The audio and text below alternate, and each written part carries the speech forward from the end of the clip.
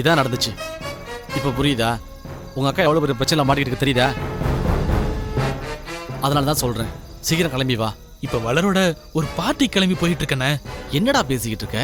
உங்க அக்கா ஒரு பிரச்சனை மாட்டிக்கிட்டு இருக்கான்னு சொல்றேன், பார்ட்டி அது இதுன்னு சொல்லிக்கிட்டு இருக்க. உனக்கு அக்கா முக்கியமா பார்ட்டி முக்கியமா? இல்லண்ணே, ஒரு பெரிய மனுஷன் என்னையும் மதிச்சு கூப்பிட்டு இருக்காரு. போகாட்டி நல்லா இருக்காது. என்ன வேலும்? யார் அந்த பெரிய மனுஷன்? உங்க அக்கா உனக்கு எவ்வளவு ஹெல்ப் பண்ணிருக்கா? உங்க அக்காவுக்கு ஒரு பிரச்சனை உடனே கிளம்பி வரணுமா நீ? என்னடா கொஞ்சம் கூட புரிஞ்சுக்காம பேசுற? வீட்டுல அவ்வளவு பிரச்சனை வரும் போதெல்லாம் அக்கா தானே அவனுக்கு சப்போர்ட் பண்ணிருக்க. இதை பாரு வேலு, நான் செஞ்சதெல்லாம் சொல்லி காட்டுன்னு தப்பா நினைச்சுக்காத. ஆபத்துக்கு உதவாத உறவு அப்புறம் எதுக்குன்ற. இதை பாரு, எவ்வளவு பிரச்சனை இருந்தாலும் சரி, அதை தூக்கி எறிஞ்சிட்டு உடனே கிளம்பிங்க வா. அதுதான் முறை, புரியுதா? தப்புதானே, உடனே கிளம்பிடுறேண்ணே. இந்த பிரச்சனையில நானும் போறனையும் எந்த ஹெல்ப்பும் பண்ண முடியாத அளவுக்கு மாட்டிக்கிட்டு இருக்கோண்டா. உங்க மாமனார் ஆரம்பிச்சு உங்க வீட்டையே கல்யாணம் பண்ணிட்டு எங்களையும் ரொம்ப க்ளோஸா வாட்ச் பண்ண ஆரம்பிச்சிட்டாங்க. அதனால தான் சொல்றேன், நீ உடனே கிளம்பி வா. மற்றதெல்லாம் நேர்ல பேசிக்கலாம், புரியுதா?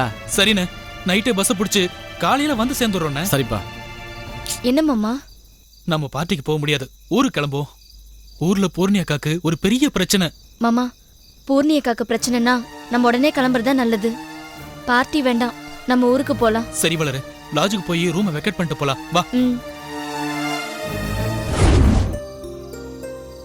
வளரு, உள்டான சொன்ன விஷயத்தையெல்லாம் நினைச்சா இப்பவே கதி கலங்குது. ஊருக்கு போய் நிலைமையை எப்படிதான் சமாளிக்க போறோன்னு எனக்கு தெரியல வளரு. மாமா, பஸ் ஸ்டாண்டுக்கு இன்னும் எவ்வளவு தூரம் தான் நடக்கணும்? பஸ் ஸ்டாண்டு பக்கத்துல தான் வளரு, இன்னும் கொஞ்ச நேரத்துல போயிடலாம். என்ன கால் வலிக்குதா? நடக்க முடியலையா? இல்ல மாமா, ரொம்ப தாகமா இருக்கு. சரி, நீங்க உக்காந்துட்டு நான் போய் தண்ணி பாட்டில் வாங்கிட்டு வந்துடுறேன்.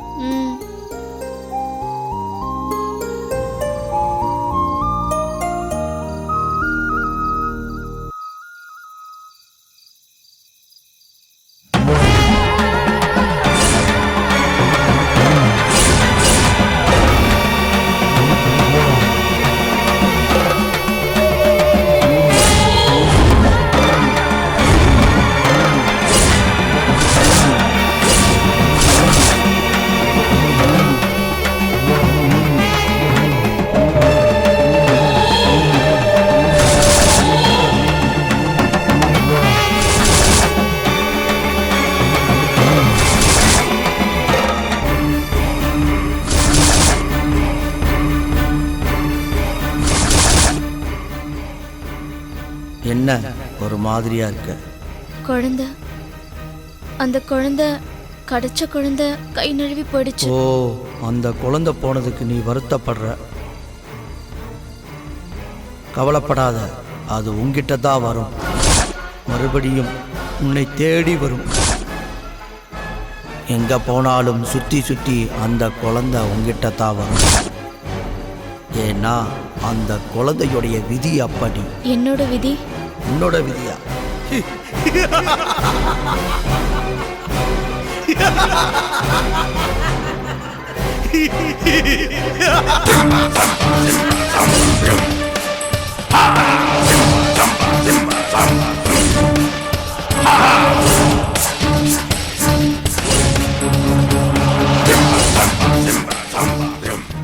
நான் சொன்னதையெல்லாம் நல்லா கேட்டுக்கிட்டத்தானே, அதன்படிதான் நடந்தாகணும்.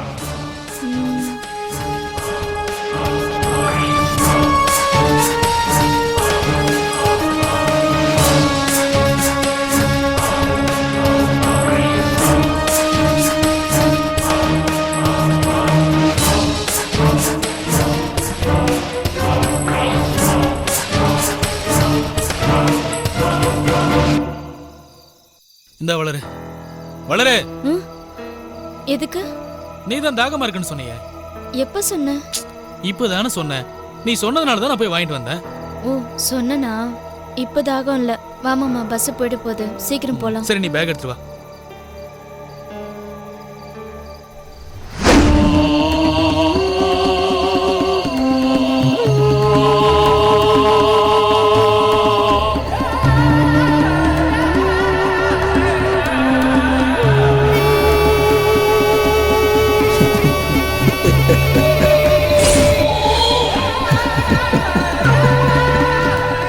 போ, இனி ஒவ்வொரு அசைவையும் தீர்மானிக்க போறது நான் தான்.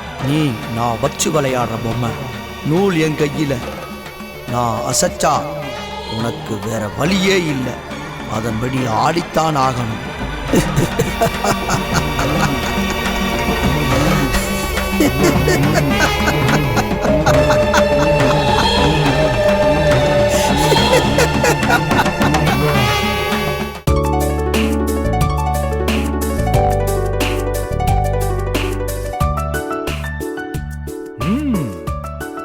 குட். TSVN தலையானங்கானத்து செருவென்ற நெடுஞ்செழியன். ஆமா, பார்ட்டி அரேஞ்ச்மெண்ட்ஸ்லாம் பக்காவா பண்ணிருக்கீங்க போல. எல்லாம் பக்காவா இருக்கு சார். ஒரு விஷயம் கவனிச்சிங்களா? நீங்க என் முழு பேரை சொல்லி 4-5 நாள் ஆச்சு. தினமும் ஒரு தடவையாவது என் முழு பேரை சொல்லி கூப்பிடாம இருக்க மாட்டீங்க. அதுதான் சார் நீங்க இயல்பாவும் சந்தோஷமாவும் இருக்கிறதுக்கு அடையாளம். ஓ, நான் உன்னை தலையானங்கானத்து செருவென்ற நெடுஞ்செழியன்னு கூப்பிட்டு 4-5 நாள் ஆயிடுச்சா? அதனால என்ன சார் இன்னைக்கு கூப்பிட்டீங்களே? செடியன், இன்னைக்கு நான் பழையபடி ஹாப்பியா இருக்கேன். காணாம போன என் பூக்குட்டி கிடைச்சிட்டா. பார்ட்டி செலிப்ரேஷனுக்கு நான் ரெடியா இருக்கேன். நம்ம பார்ட்டிக்கு இன்வைட் பண்ண அந்த Vinayagam, Gayathri, mister and missus Velmurugan, அப்புறம் அந்த ஐயப்பன் அண்ட் பிரியா, அவங்க எல்லாரும் பார்ட்டிக்கு தவறாம வந்துருவாங்கல்ல? கண்டிப்பா சார். நீங்களே ஃபோன் பண்ணி இன்வைட் பண்ணிருக்கீங்க. அவங்களும் வரேன்னு சொல்லிருக்காங்க. எல்லாரும் கண்டிப்பா வந்துருவாங்க சார். சரி, இன்னைக்கு நம்ம பூக்குட்டி எப்படி இருக்கா? அவளுக்கு என்ன சார், அழகு தேவதை. அப்படியா? என் குட்டி தேவதை, என் செல்ல தேவதை, என் பொட்டு தேவதை. இல்லடா பூக்குட்டி? அட தளிர், என்ன அங்கே நிக்கிற? வா, கமன். என்ன தளிர், பார்ட்டி அரேஞ்ச்மெண்ட்டுக்கு ஹெல்ப் பண்ண வருவேன்னு பார்த்தா பார்ட்டியில கலந்துக்கிற மாதிரி கரெக்ட் டைம்க்கு வர. ஏய், நான் தான் தளிர்கிட்ட பார்ட்டியில எந்த வேலையும் செய்யக்கூடாதுன்னு ஸ்ட்ரிக்டா ஆர்டர் போட்டிருக்கேன். இந்த பார்ட்டியே தளிருக்குதான். இந்த பார்ட்டியோட முக்கியமான கெஸ்டே, அதாவது சீஃப் கெஸ்டே நம்ம தளிர் தான்.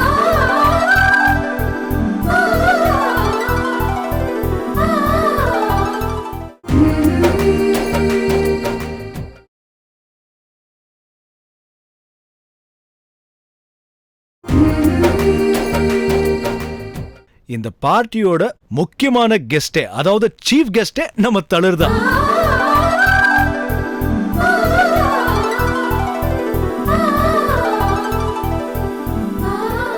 அதனால அவங்கள முறையா இன்வைட் பண்ண வேண்டியது என்னோட கடமை. தளிர், you are most welcome for this party. என்ன தளிர்? தளிர், ஐயா சொல்றது புரியுதா? உன்னை பார்ட்டிக்கு அவரு வரவேற்கிறாரு. பார்ட்டிக்கு ஏத்த மாதிரி நீயும் நல்லா ஜம்முன்னு தான் ட்ரெஸ் பண்ணிட்டு வந்திருக்க. ஆமா தளிர், நீ இந்த ட்ரெஸ்ல ரொம்ப நல்லா இருக்க.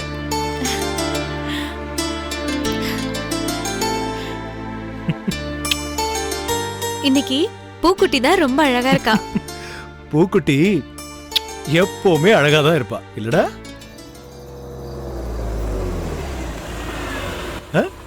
சார், பார்ட்டிக்கு கெஸ்ட் வந்துட்டாங்கன்னு நினைக்கிறேன். போய் பார்க்கலாம்.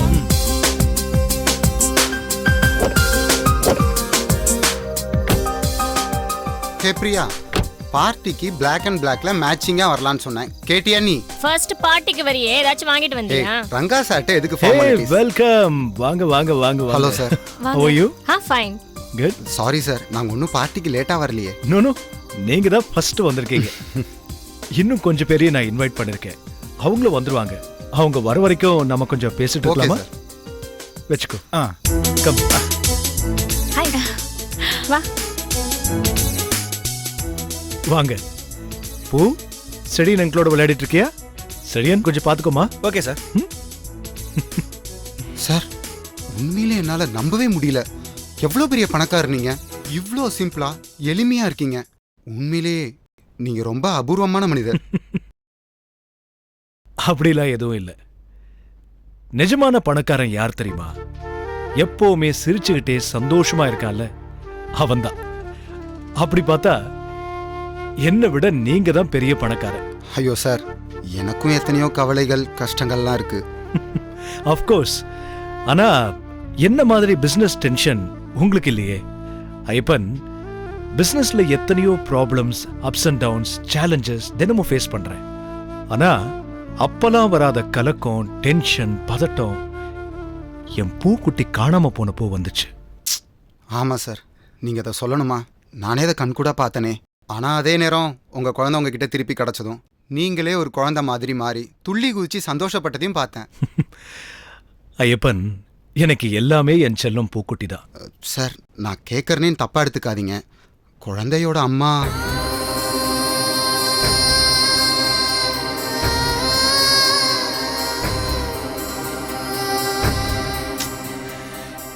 என்னன்னு சொல்றது, எனக்கு என்னோட செல்லத்தை பெத்து கொடுக்கவே இந்த பூமியில பிறந்த மாதிரி குழந்தைய பெத்து கொடுத்த கையோட அவ கண்ணை மூடிட்டா. என் குழந்தையோட முகத்துல தான் இப்ப என் மனைவியை பார்த்துட்டு இருக்கேன். பச்சை குழந்தை, அம்மா இல்ல. பாவம் ஐயா. அத வளர்க்க அவர் பட்ட கஷ்டம் கொஞ்சமா நெஞ்சமா? குழந்தை எப்ப பாரு அழுதுகிட்டே இருக்கும். யார் கூப்பிட்டாலும் போகவே மாட்டா. நல்ல வேலை, குழந்தை என்கிட்ட நல்லா ஒட்டிக்கிட்டா. என்கிட்ட வந்தா மட்டும்தான் அழாம கம்முன்னு இருப்பா. அதுக்கப்புறம் தான் ஐயாவுக்கு நிம்மதியாச்சு. ஐயப்பன், நான் பிசினஸ்ல எவ்வளவோ சாதிச்சிருக்கலாம். ஆனா மத்த விஷயங்கள்ல பிக் ஜீரோ. ஆமா, என்ன பாக்குறீங்க? ஒரு நாள்ல ஜஸ்ட் 24 hours என்னோட பூக்குட்டிய என்னால பாத்துக்க முடியல, தொலைச்சிட்டேன். யோசிச்சு பாருங்க, தளிர் மட்டும் இல்லைன்னா என்னோட நிலைமை என்ன ஆயிருக்கும்னு. You know something? தெய்வம் மாதிரி வந்தா. தளிர் வந்ததுக்கு அப்புறம் தான் என்னோட குழந்தை அழுகையை நிப்பாட்டி சிரிச்சு அவகிட்ட தாவி குதிச்சு போச்சு. அப்புறம்தான் குழந்தைய அவகிட்ட விட்டுட்டு என்னால நிம்மதியா ஊர் ஊரா நாடு நாடா பிசினஸ பாத்துக்க போக முடிஞ்சது. அவளை அடிக்கடி பார்க்கணும், அவ கூட டைம் ஸ்பெண்ட் பண்ணணும்னு தோணும். ஆனா ஊட்டிக்கு என்னால போக முடியாது. அதனாலதான் சென்னைக்கு பக்கத்துலயே இதோ இந்த கெஸ்ட் ஹவுஸ்க்கே என் குழந்தையும் கூட்டிட்டு வந்துட்டேன். குழந்தைய பாத்துக்கிறதுக்கு ஊட்டில இருந்து வர முடியுமான்னு தளிர கேட்டேன். உடனே ஒத்துக்கிட்டேன். ஐயா சொன்னா அதை மீறுவேனா? அதை விட குழந்தை என்ன விட்டு இருப்பாளா, இல்ல நான் தான் குழந்தைய விட்டு இருப்பேனா? அதான் மறு பேச்சு பேசாம உடனே ஊட்டி விட்டு கிளம்பி இங்க வந்துட்டேன். குழந்தைய வச்சுட்டு உங்க ஐயா ஏன் இப்படி கஷ்டப்படணும்? அவர் இன்னொரு கல்யாணம் பண்ணிருக்கலாமே. என்ன எதுவும் பேச மாட்ற? பண்ணிருக்கலாம் தான். ஏன் பண்ணிக்கல? அத நீ அவர்கிட்ட தான் கேட்கணும். அப்படி ஒருத்திய கல்யாணம் பண்ணி அவகிட்ட குழந்தை ஒட்டாமலோ பழகாமலோ போயிடுமோன்னு ஒருவேளை அவர் பயந்துருக்கலாம். குழந்தை உன்கிட்ட தான் நல்லா ஒட்டிக்கிச்சே. அதுக்காக நான் தளிர் வெக்கப்படுற மாதிரி தெரியுது. நானும் பொண்ணுதானே, வெக்கப்பட மாட்டேனா?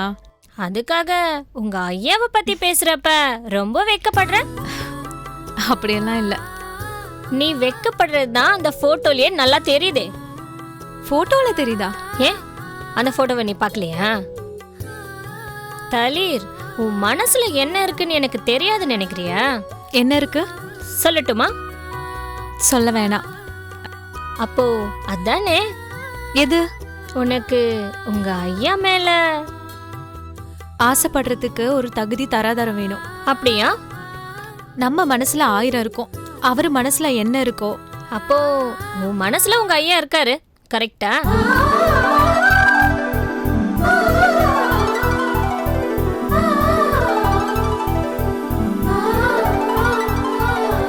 இப்போ அவதான் என் வாழ்க்கையோட அர்த்தம்.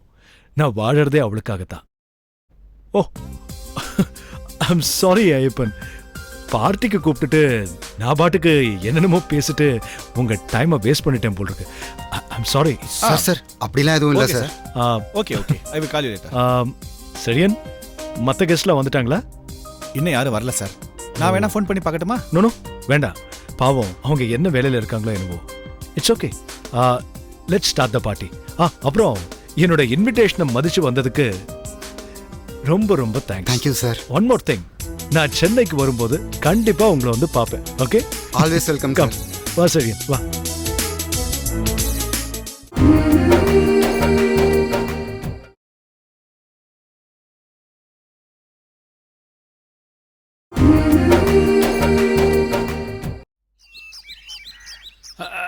இந்தாங்க, அதை எடு. நான் மாட்டுறேன், நீங்க புடிங்க, இத புடிங்க.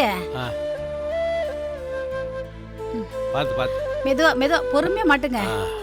படுபாவீங்க, ஒரே நிமிஷத்துல எப்படி இந்த வீட்டை கலபரம் பண்ணிட்டு போயிட்டானுங்க. பழைய பொருளெல்லாம் பழையபடி இருந்த இடத்துல வச்சுட்டேன். உடஞ்சு போன பொருளை என்ன பண்றது? என்னைக்கு இருந்தாலும் ஒரு நாள் அந்த வெள்ளத்துறைய கண்ணில் மாட்டாமல போயிடுவான். அப்போ உடஞ்சு போனதெல்லாம் அவன் தலையிலேயே கொட்டுறேன். சரி விடு தாமரை, நடந்ததையே நினைச்சுக்கிட்டும் பேசிக்கிட்டும் இருக்கிறதுனால என்ன ஆக போகுது? நமக்கு தான் பிபி ஏறும், உடம்பு கெட்டு போயிடும். சும்மா ஏன் நை நை நை அதையே பேசிக்கிட்டு என்னங்க நினைச்சிட்டு இருக்கீங்க மனசுல? எப்படிங்க விட முடியும்? எப்படி விட முடியும்னு கேக்குறேன். அவங்க பொண்ணை நம்ம பொண்ணு கூட்டிட்டு வந்து மறைச்சு வச்சிருந்தாலோ இல்ல கல்யாணம் பண்ணி வச்சிருந்தாலும் இவங்க பண்ணது நியாயம் சொல்லலாம். அவதான் இல்லன்னு என் தலையில அடிச்சு சத்தியம் பண்ணிட்டால, அதுக்கப்புறம் இப்படி பண்ண என்னங்க அர்த்தம்? என் பிள்ளைங்க வரட்டும், அவனுங்களை கூட்டிட்டு போய் அந்த ஆள் வீட்டு வாசல் நின்னு 4 வார்த்தை நாக்க பிடிக்கிறாம நான் கேட்க தாங்க போறேன். நீங்க பார்த்து மெதுவா இறங்குங்க. மெதுவா மெதுவா.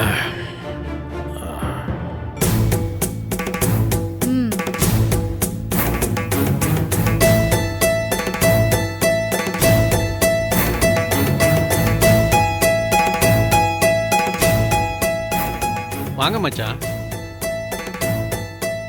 பரவாயில்லையே, காலையிலேயே சுறுசுறுப்பா வீட்டு வேலையெல்லாம் செஞ்சிட்டு இருக்கீங்க போல. ஹார்ட் அட்டாக்ல இருந்து மீண்டு வந்த சம்பந்திக்கு சம்பந்தி அம்மா ஒத்தாசையெல்லாம் பண்றாங்க. பின்ன என்ன மச்சான், நம்ம வீட்டு வேலையெல்லாம் நாம தான் செய்யணும். பக்கத்து வீட்டுக்காரனா வந்து செய்வான்? சும்மா இருந்தா சோம்பேறி ஆயிடுவோம் இல்லையா?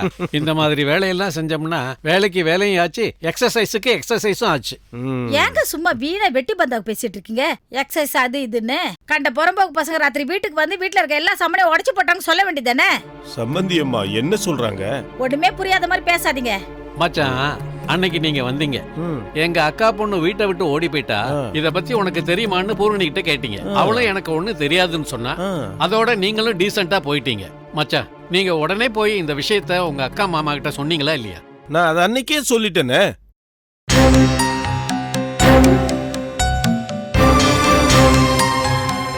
பாத்தியா தாமரை, மச்சான் உடனே போய் எல்லாத்தையும் சொல்லிட்டாரு.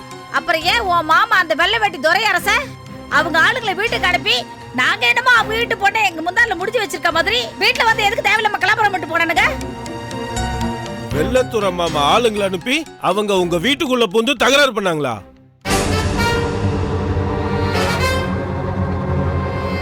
பாத்தியா தாமரை, நான் அப்பவே சொல்லல மச்சானுக்கும் இதுக்கும் எந்த சம்பந்தமும் இருக்காது. ஆனாலும் அவர் ரொம்ப நல்லவராச்சே. இப்படி எல்லாம் அவர் தப்பா நடந்துக்க மாட்டாரு. அதுவும் சொந்தக்காரங்க கிட்ட போய் என்னதான் அவர் அரசியல்வாதியா இருந்தாலும் ரொம்ப கண்ணியமா நாணயமா நடந்துக்குவாரு. ஏதோ பொண்ணு வீட்டை விட்டு ஓடி போயிடுச்சுங்கிற டென்ஷன்ல இப்படி எல்லாம் பண்ணிட்டாரு போல. பொண்ணு ஓடி போயிட்டா அந்த பொண்ணை பெத்தவங்களையும் வளர்த்தவங்களையும் வீட்டுக்குள்ள போட்டு உதச்சிருக்கணும், மிதிச்சிருக்கணும். அதை விட்டுட்டு அடுத்த வீட்டுல பூந்து பொருள் எல்லாம் தூக்கி போட்டு உடைப்பாங்களா? என்னங்க இது, ஒரு 1000-2000 ரூபாய் பொருள் உடைஞ்சிருக்குமா? இதை விட எத்தனையோ கேஸ்ல அவங்க ஆளுங்க வீட்டுக்குள்ளேயே பூந்து தலையில கவுத்துட்டே போயிருக்காங்க. ஏதோ பொருள் சேதத்தோட நின்னுச்சே, உயிர் சேதம் எதுவும் ஆகலையேன்னு சந்தோஷப்பட்டுக்குவீங்களா? ஓஹோ, உங்க அக்கா வீட்டுக்கார் கொலை கூட பண்ணுவாரா? நான் தான் அன்னைக்கு வீட்டுக்கு வந்தப்பவே சொன்னனே, அவரு மகா கோபக்காரரு, அரசியல்வாதி, செல்வாக்கு உள்ளவரு, என்ன வேணாலும் பண்ணுவாருன்னு. ஏங்க, அவரால் தான் என்ன வேணாலும் பண்ண முடியும், எங்களால் பண்ண முடியாதா? நாங்க போய் போலீஸ்ல கம்ப்ளைண்ட் பண்ணி அவர் மானத்தை சந்தி சிரிக்க வச்சிருவோங்க. பாருங்க, போகாத ஊருக்கெல்லாம் வழிய தேடிட்டு இருக்காதீங்க. போலீஸுக்கு போய் கம்ப்ளைண்ட் கொடுத்தீங்கன்னா அவரு மேல எல்லாம் கேஸ் போட மாட்டாங்க, உங்க மேல தான் கேஸ் போடுவாங்க. அதை தவிர இந்த போலீஸ், கோர்ட்டு, கேஸ் இதெல்லாம் பார்த்து பயப்படுற ஆளு வெள்ளத்துறை மாமா கிடையாது. அவரு தன்னுடைய சிங்க முகத்தை காட்டினார்னா நீங்க எல்லாம் தாங்க மாட்டீங்க. இதையே ஒரு எச்சரிக்கையா எடுத்துக்கிட்டு உங்க பொண்ணு பூர்ணி கிட்ட பேசி அவரு பொண்ணு அவர்கிட்ட அனுப்புற வழியை பாக்குறதா உங்களுக்கு நல்லது. இல்ல மச்சான், நான் நேத்து கூட பூரணிட்டு கேட்டேன், இதுக்கும் எனக்கும் எந்த சம்பந்தமும் இல்லைன்னு சத்தியம் பண்றா. சரி விடுங்க மச்சா, இருந்தாலும் வெள்ளத்துறை மாமா இப்படி எல்லாம் நடந்திருக்க கூடாது. அவரு ரொம்ப நல்லவரு. பாவம், ஏதோ பொண்ணு வீட்டை விட்டு ஓடி போயிடுச்சுங்கிற டென்ஷன்ல சொந்தக்காரங்கன்னு கூட பார்க்காம ஏதோ ஏடா கூடமா பண்ணிட்டாரு. சரி சரி, இத பெருசுப்படுத்தாம இத்தோட விட்டுருங்க. மாமா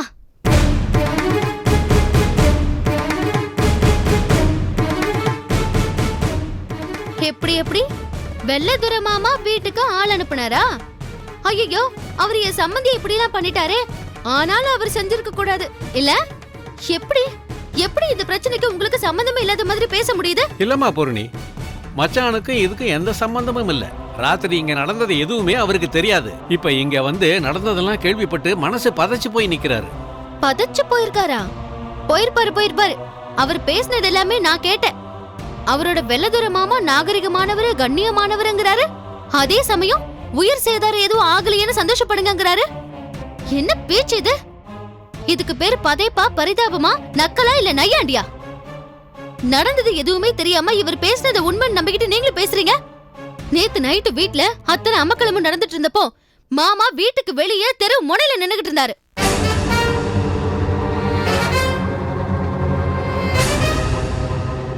அது மட்டும் இல்ல, அந்த அடியாட்களை வீட்டுக்கு கூட்டிட்டு வந்ததே இவர்தான்.